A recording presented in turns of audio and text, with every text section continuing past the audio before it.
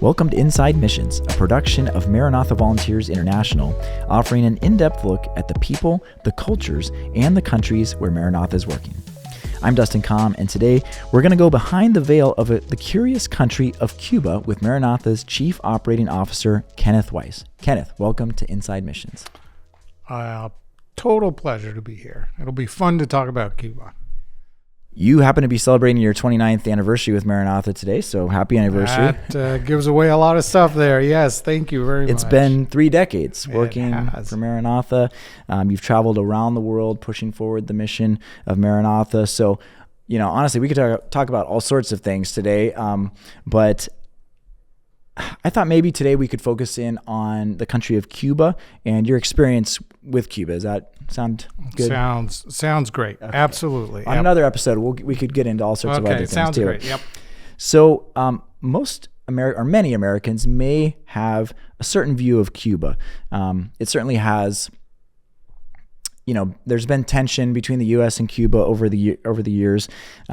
Then there's also been times where there's been great tourism, Americans freely traveling back and forth. Pendulum, yeah, that's right. So it's definitely an interesting place, and maybe a place that a lot of people don't know as much about. Maybe it's a little bit of an enigma for them. So since you've traveled to Cuba so much for Maranatha for a long time, what do you remember about Maranatha on your very first trip there? What was it like then? And we'll talk about where it's gotten to. Absolutely, it's a great link to my start here at Maranatha.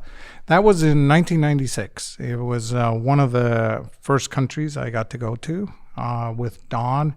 And yeah, Cuba is this island that's very much an enigma, right? It's an island of about 800 miles long, so it's a long island. It basically goes, if you take California from the top to the bottom, that is the length of Cuba. And it's a very wealthy country in terms of natural resources. I distinctly remember one of the trips early on in my tenure at Maranatha. We went from one end of the island to the other with the president of the General Conference at that point in time, because they hadn't been there either. And we had stops all through the island to see the members. Unbelievable. One end of the island has rich rainforests, and it's got beauty that is outstanding. And then you go to other parts, and they grow a lot of cattle. It's very wealthy from that perspective. You go to other areas, and they grow sugarcane. Cuba, for many, many years, was the world's largest producer of sugarcane. And then, of course, the tobacco, right? We would go sometimes to churches and say to the members, hey, when you think about Cuba, what comes to your mind? And many of them would kind of sheepishly put their hand on cigars, Anyway, that's Cuba's renowned for a lot of those things. Cuba used to produce oil, gas, and so on. And then over the years, it has, there was a revolution, the government changed. Cuba boasts some of the most wonderful people of the places we work in. They're well educated, they are opinionated, they have a wonderful Latin culture that's very, very friendly. They love music, they love dance.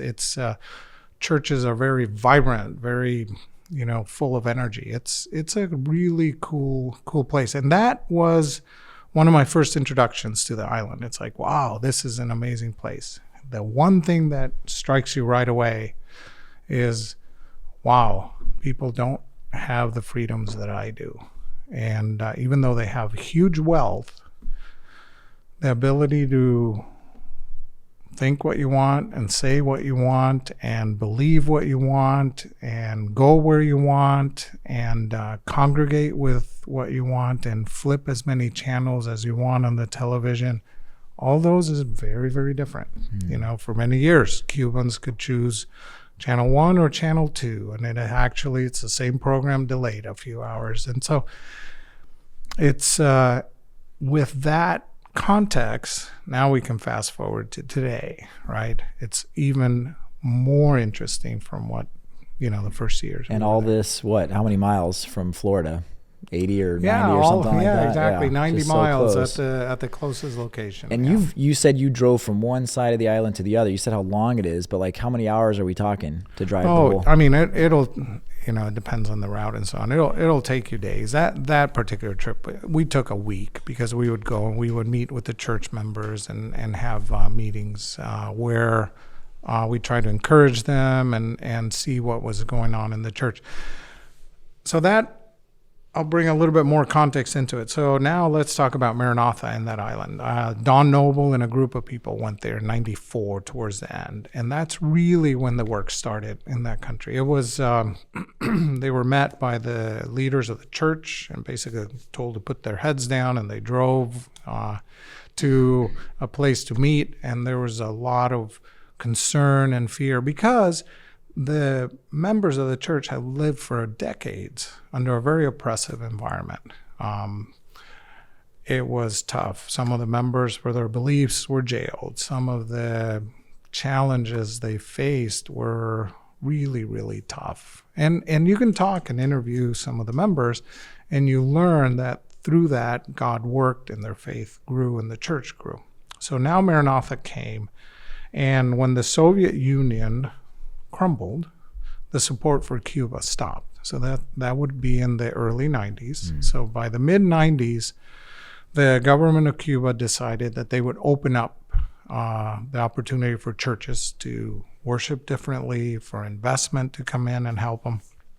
So that's where we got involved, and Maranatha either built or rebuilt all the churches on the island. And then we got involved in buying some houses back then, which could be converted to churches. So that's a little bit over 200 projects Maranatha built.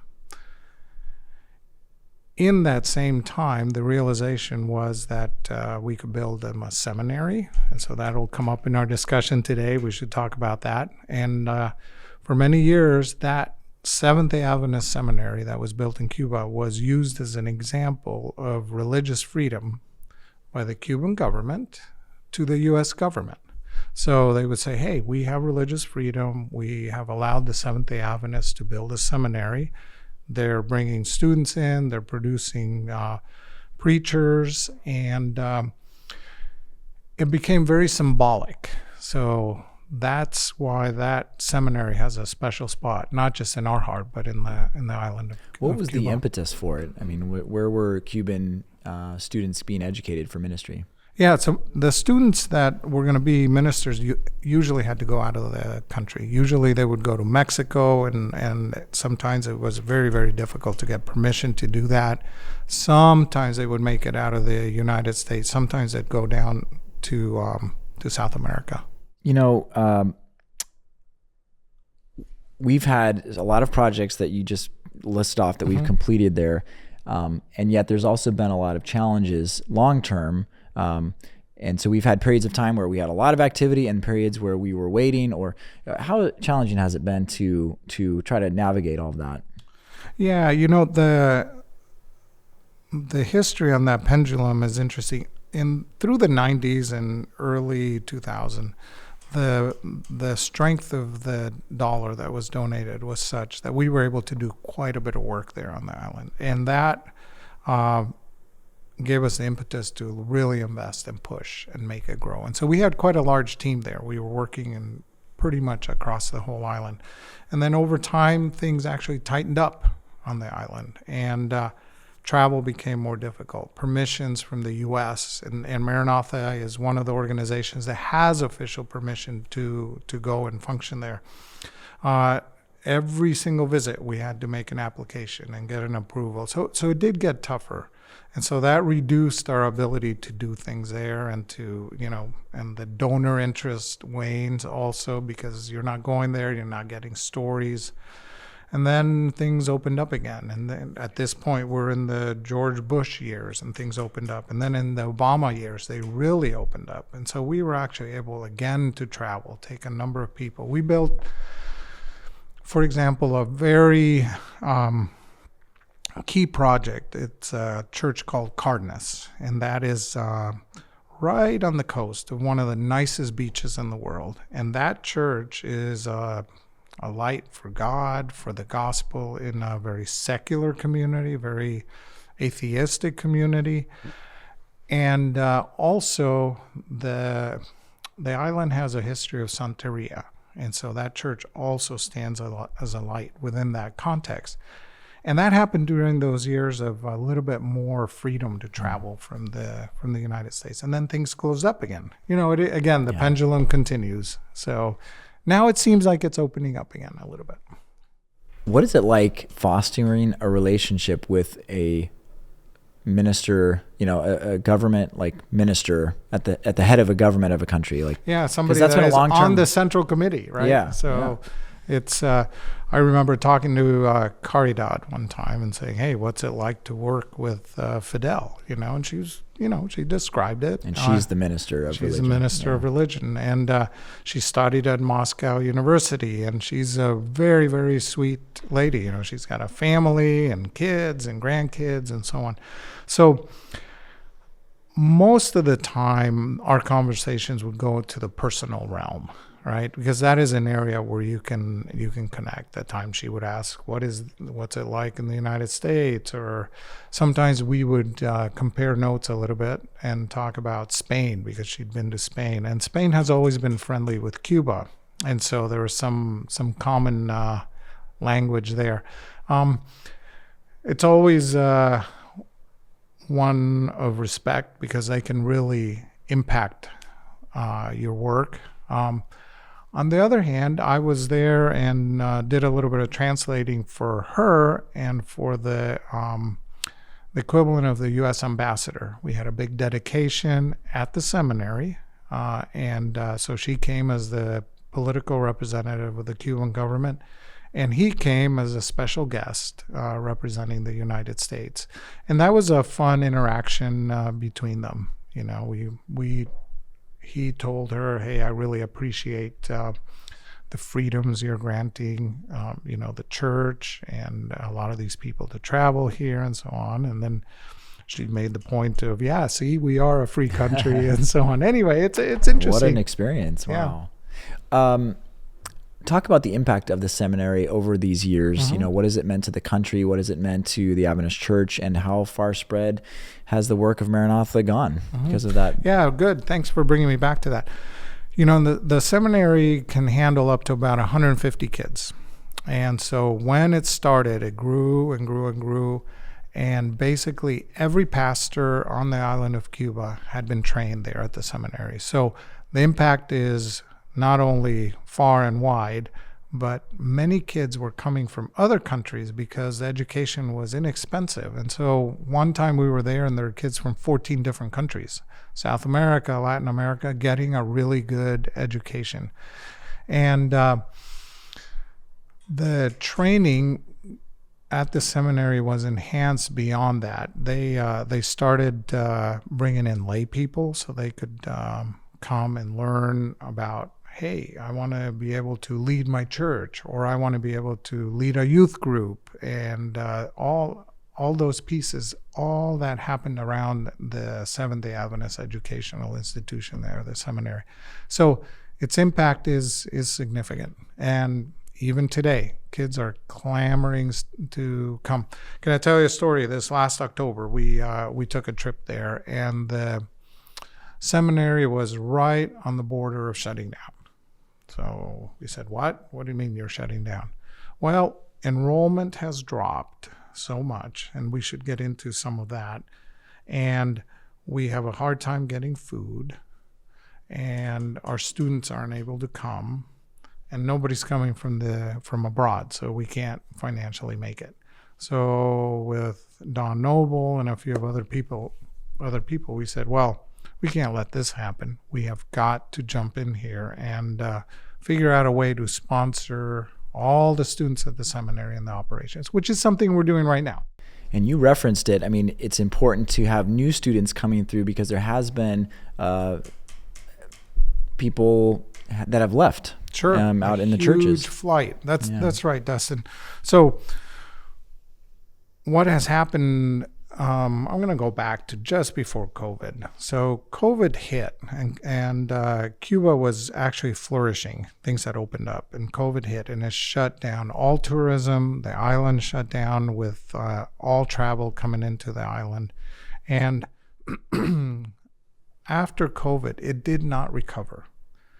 The Europeans weren't coming. The Americans weren't coming. And so the ability of the government to support that system, I mean, you have to remember the citizens still have ration cards and allocations of how many eggs and rice and bread and beans they get, sugar or salt. When the dollars coming into the country really dwindled, they are having trouble now paying for oil. Oil fuels electricity. Lights are an issue. There's an issue with importing diesel and fuel for cars. Basically, countries don't want to sell them fuel unless they can pay cash, right? So it's kind of in a tough situation right now, truthfully. So given that, the number of people that have left Cuba, even in the last year, and this is by their own sources of news, it's in excess of 1 million people. So Cuba is down to about 9 million inhabitants, and it's been dropping. They say up to 100,000 people a month are leaving the island. So that is mirrored within the church. You can go to church this week, and next week show up, and your pastor won't be there. And you know what? Everybody understands why. And also, yet, because of the tough conditions, people are coming to church. So there's people leaving. The conditions are, really not great, but people are coming to God. And so the churches are filling up. Yeah, in fact, that's the case the world over. The tougher the conditions are, the more fervent, the more people go to God for a solution. Aldo Joel Perez, he's the president of the church in that country, and he would make a great interview one of these times. We'll have to figure out how to translate it, but it'd be fun. He talks about having 40,000 members the last few years, because I've been translating for him, and he says, "Hey, how many members do you have?" "Well, we have 40,000. Well, that's after losing 2,000, 3,000, and 4,000 members a year. So that's what's happening. The people that are left are all going to church, and we saw it ourselves. It's really interesting. They're baptizing people that have been staunch communists, atheists all their life, and they've turned to God. They're baptizing people that are part of the military and the secret police, which they would have never joined the church because it would have meant you lose your job. You can't be part of a church and really be an effective employee of the government. So now all of that is changing. There's a desperateness and a thirst, actually, to not just for God. Here's a little bit of the philosophy that I think happens. There's this thirst for freedom, and then there's a realization that the only true freedom comes from having that relationship with with the Savior. And that is a conversation I'm having with a friend of ours that has worked there, Carlos. He's our country director. For him, he is not a member of the church, but he has learned that perhaps true freedom comes through a belief system, a change in belief system. In the midst of all of this economic crisis, really, which we don't often see on our news outlets, you don't see a lot of headlines. So a lot of Americans maybe didn't even know that there was, this crisis happening in Cuba. Maranatha made the decision to get involved in a more tangible way. Well, I mean, our structures are certainly tangible, but in a more immediate way of helping meet basic needs. Talk to us about that initiative. Sure. So it happened actually in this room, probably about where you're sitting. We had, it was September. This is probably about 3 years ago. and we had a board meeting, and we were describing, and Pastor Aldo Joel, the president, had just presented about the dire necessity of how an average person makes 3,500 pesos, and one carton of eggs takes like the whole salary per month. Okay. And they can't find chicken, and they can't get flour in a country that used to be an exporter of sugar. There's no sugar and salt. And one of our board members, Val Kruger, said, well, can we just get a container and send them some food? And we looked at each other, well, let's figure it out. Why not? And there it started.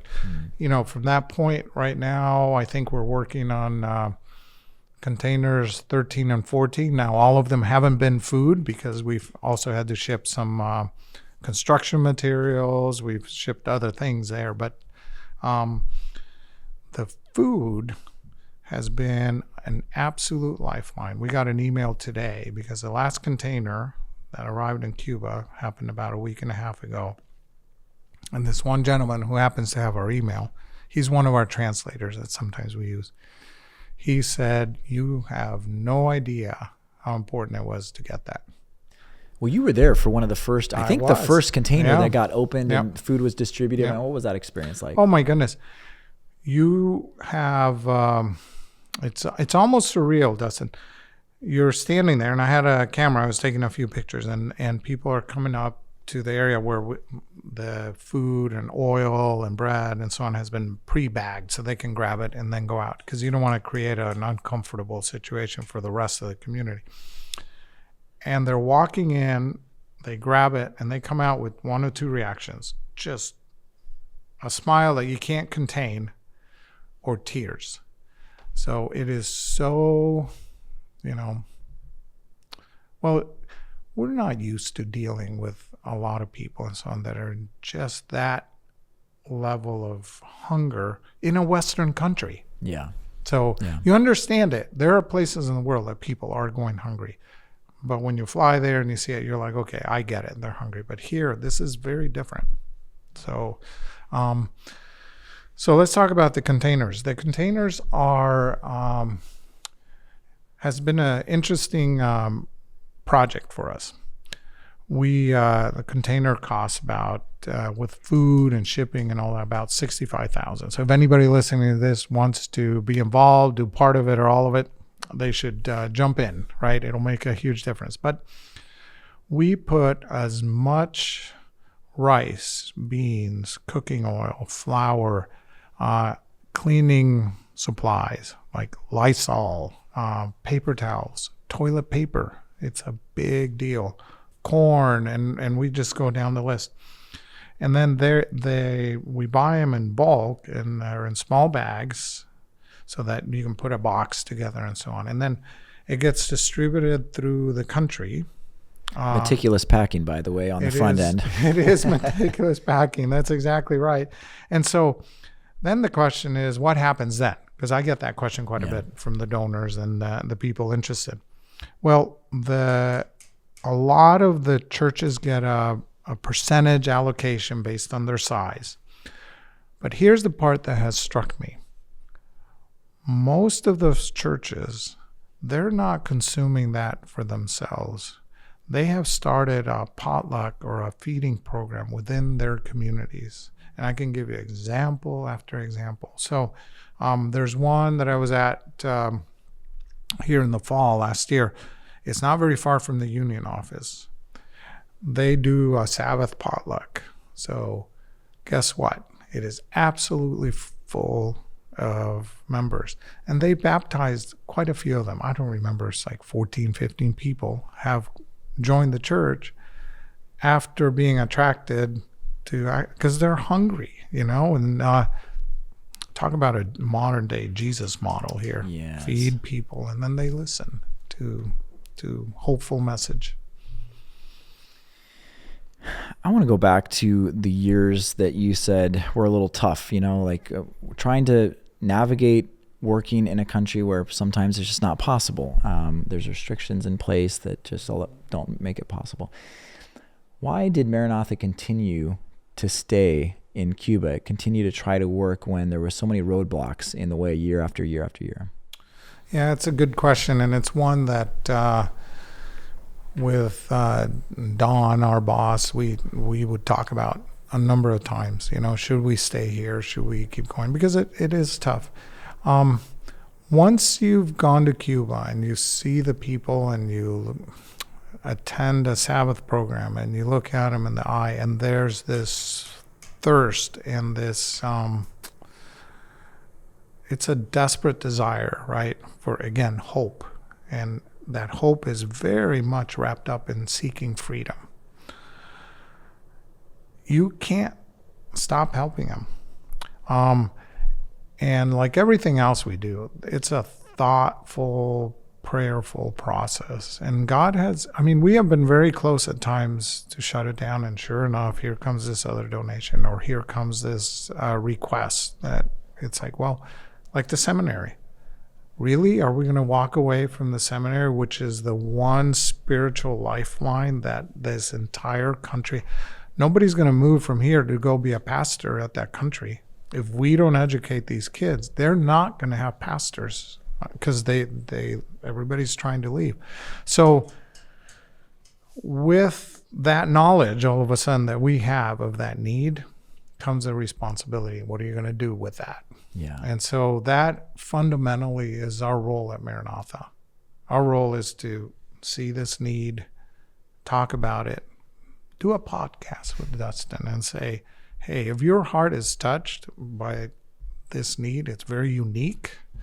Maybe God will use you, right, to change somebody's life.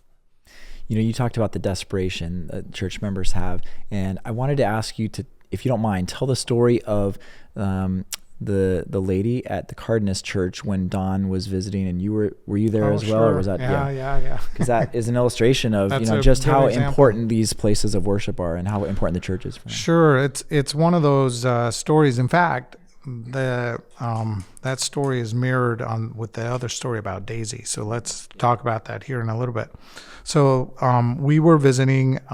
We took a group of donors to go see the sunset over at the beach because they were interested in doing that. So we had done church that Sabbath. I had my dress shirt. I took off my tie. I changed into my swimsuit, but I still had my dress shirt. Dipped my feet in the water just to the knee and below, right? Keep the rules. Yeah. And then we got back in the bus to head back to Havana. Well, on the way, the driver pulled off into this little area, and there's a little building with lights on. And then our country director at that point was Ed Lato, and he's like, oh, yeah, they've been waiting for us all day today. They came to church, and they heard you were here, and so they've been there all day, so we have to stop. I feel obligated. And we said, Don and I are like, Ed, this isn't part of the plan. What are we supposed to do? Oh, just go up to the front and talk to them. Okay, great. So Don's like, okay, come on, Ken. And so we went to the front, and we stood up, and Don says, I don't know, what are we going to say to them, right? And so he said, so why do you think we're here today? And so I translated that. And the ladies and everybody's like, you're going to build us a new church.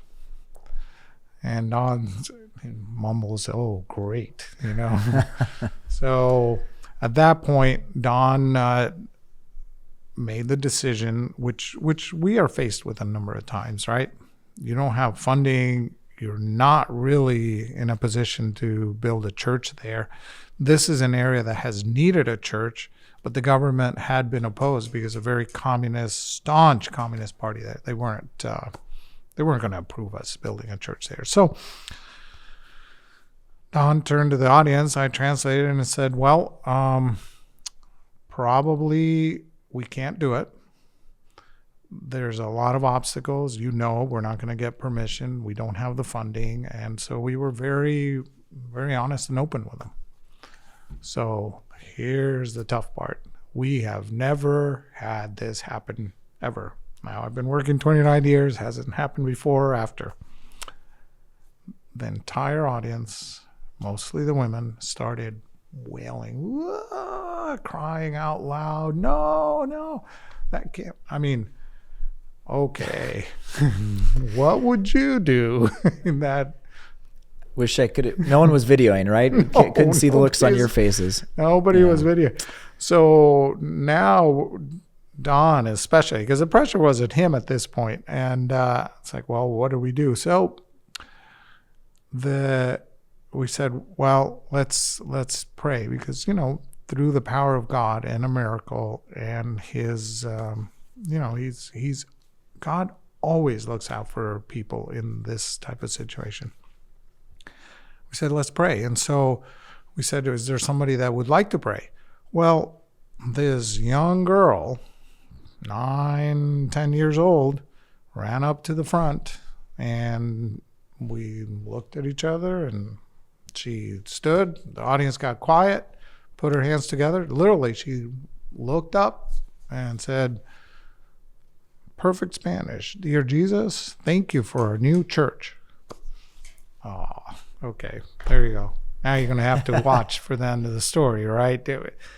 How can God turn that down? Well, He didn't. So that prayer influenced one of the ladies that was along on this trip, whose husband she talked to later on, and all kinds of things moved, including the minister of religion, all the authorities that were opposed to this church, and now there's a beautiful church there. It's that type of prayer. So I got to tell you another one, a prayer just like that. This happened earlier this month, so basically 2 weeks ago. We were there. One of the projects we're involved in, and again, this is something if people want to support, is to buy house churches, because a lot of people are leaving the island and they're desperate to sell a house. So you can buy a house for a reasonable price, which then can be remodeled into a small house church. And so we bought one of these in an area. It's got a cool name. It's called Casablanca. It's very close to the center of Havana, but it's in a very poor area. So we bought this house, and then we decided to go here recently and go look at it and see, well, we're going to take some donors there just to expose them to one of the houses we've purchased. And then we had a board member along, and they hadn't seen one of these houses. So we said, let's go there. It was a decision that was kind of a whim, because we had gotten our work done. We were there planning a painting project, which is again later this year at the seminary, and we had lunch, and we said, well, we have a little bit of time here this afternoon. We can go do some tourism, and maybe let's go by this house on the way. Okay, so we called the lady and we said, hey, we're coming by here. Her name is Daisy. So here's where another one of these cool prayers comes in a different way. The truck that we were using got there, and we walked around. She showed us around. She's done a phenomenal job at this church. So the way this project works is you have these house churches, and you assign a couple of members to live there, and they work with the community as lay people running that church. This lady is extremely active. She has filled up this church. She has a ministry now serving 130 kids. And she's known up and down those streets as the lady that helps everybody. So that really impressed us. So we have provided her with fans, and we said, hey, this is a really good example of how these projects work. So that afternoon we get there, and she's showing us around. And one of the people that was with us, he felt impressed to go to his car, and because he heard some of the needs for the kids. We went to the car. He got a little bit of cash, put it in his hand, and he asked me to translate. Hey, Daisy, can I give you a hug? So he gave her a hug and gave her some money. She stuck it in her dress pocket, not knowing. Pretty good amount of money, actually. Yes, probably. in retrospect, yeah, right? Yeah. You have to remember, right? They don't make that much money. And so that was great. And she didn't acknowledge it very much, but clearly she knew something was in there. And so we're at that point ready to leave. And we said, hey, let's have a prayer before we head out. Now, before I go into the prayer, Daisy has at this point told us that she's got 130 kids. She wants to fix up her yard, and that she has been, through her 64 years of life, she has brought about 5,000 people to the Lord. So, and then she says, I'm only 2 weeks into this year. I've only baptized 4, and I'm working on 5 others, but I'm a little bit behind my goals for the year. So we are shocked, right? Yeah. I mean, I have not brought 5,000 people to the Lord. So this level of energy in a person, I want you to get a little picture about her. We had gathered for prayer, and we said, and I was going to pray because I could pray in Spanish. The rest of the group didn't speak Spanish. She said, "No, I want to pray." Okay, Daisy, you go for it. And you prayed. So she prayed.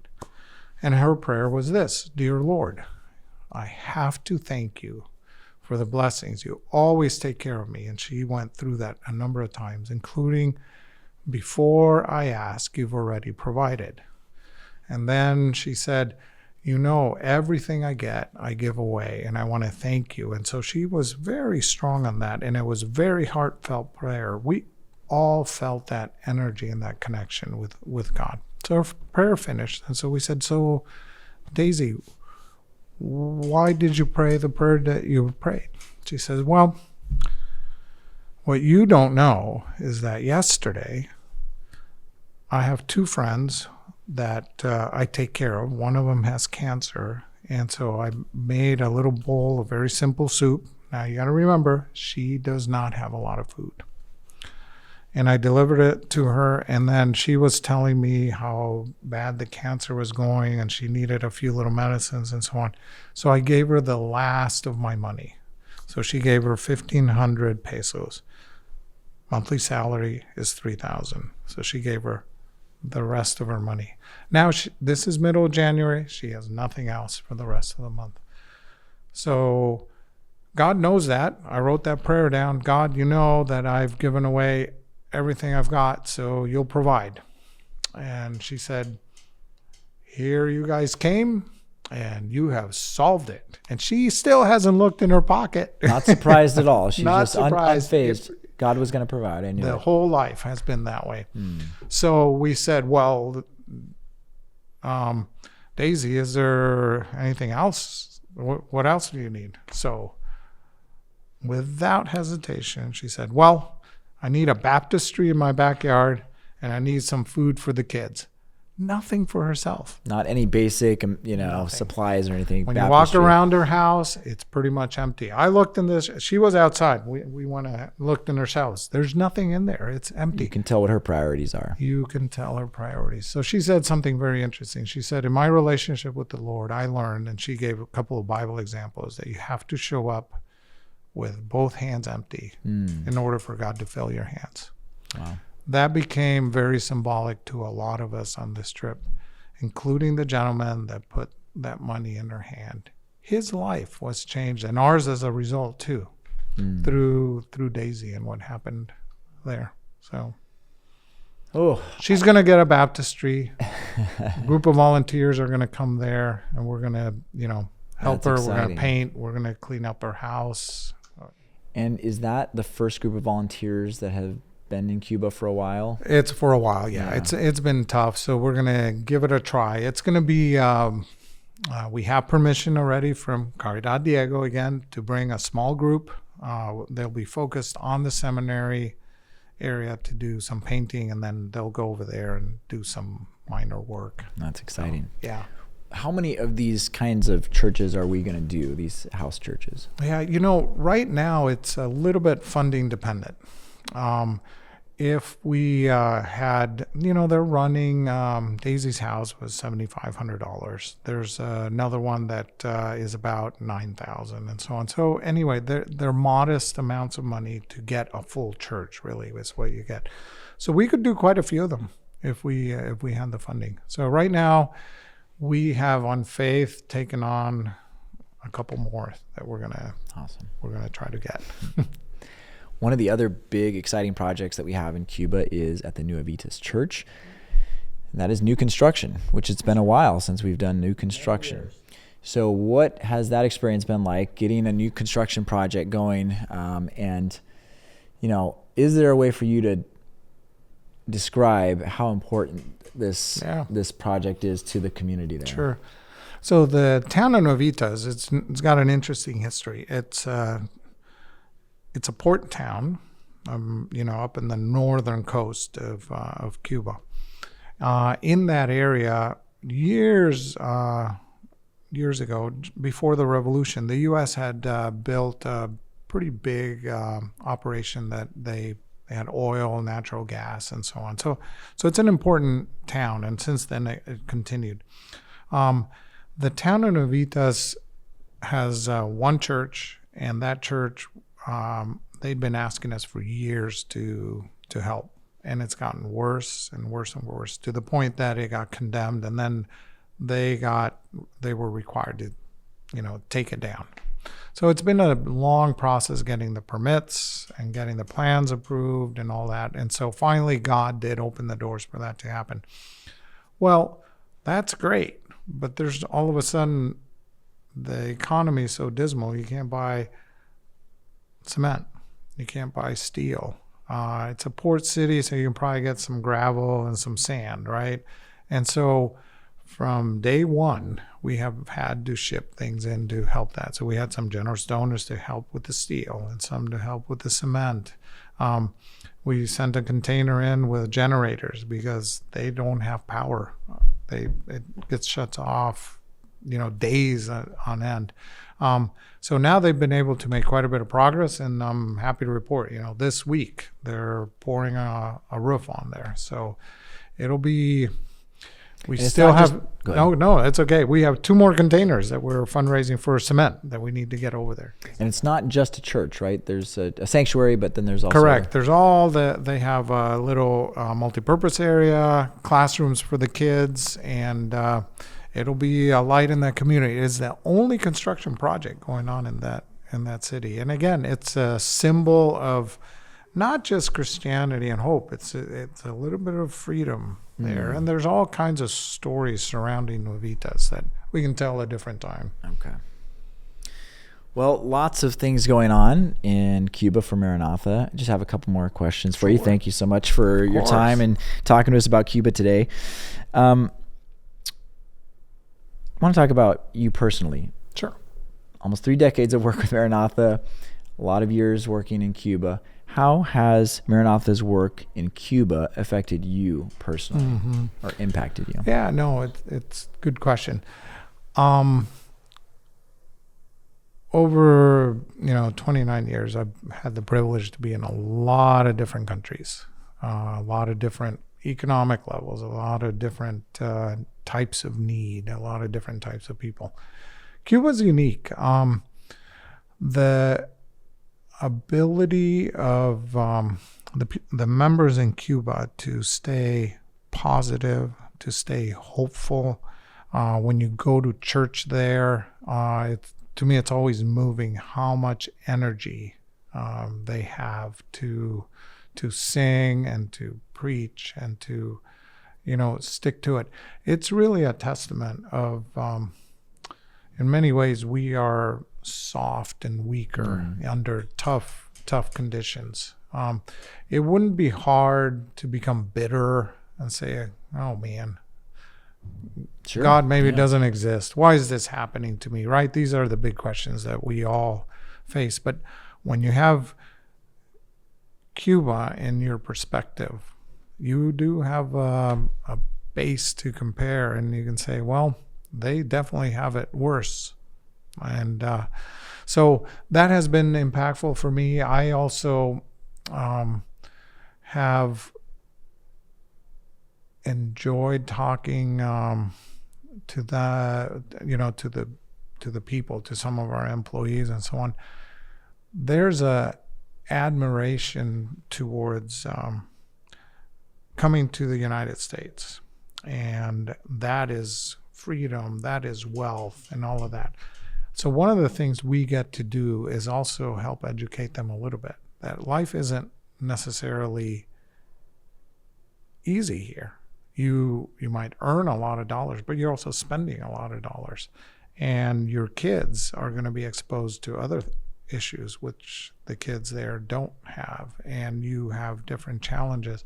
So that also helps give a little bit of perspective about, what's important. So I've been able to take, 2 of my 3 kids, and all of them have come back with a realignment, actually. Not so much the poverty difference, but I'll explain it this way. In a world, and I guess this is my philosophy, in a world of sin, we are under, this oppression. It's Satan's system, and it's not a good system, and it's a failed system. And truly, Jesus came to give us freedom from that. And so that is something that Cuba in a microcosm makes you realize. Yeah. That's the great controversy perspective. Truly. Mm-hmm. Last question. Big picture, how have you seen God at work in Cuba over the last 30 years? Cuba has a large number of examples, and I used to have a notebook, and I haven't been updating it, of miracle after miracle after miracle, because there is absolutely no other explanation for how things happen.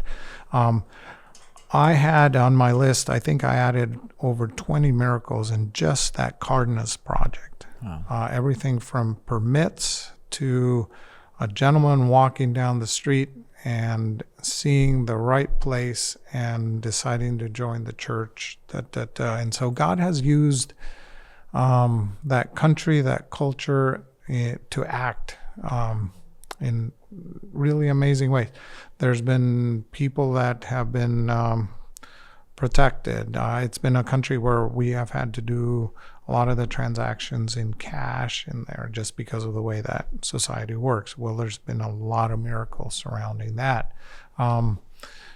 It's a big list. God wants us to keep working in that country. You still see it. And the very last sign happened 2 weeks ago, when you get such a distinct story of hope and faith. It's like, okay, there's a miracle. You see it in the people that were there. Their lives were changed. Another miracle. And now, even 2 days ago, we had a miracle of a family that's willing to have a container of Bible so we can take it to Cuba. So the miracles continue for Cuba specifically.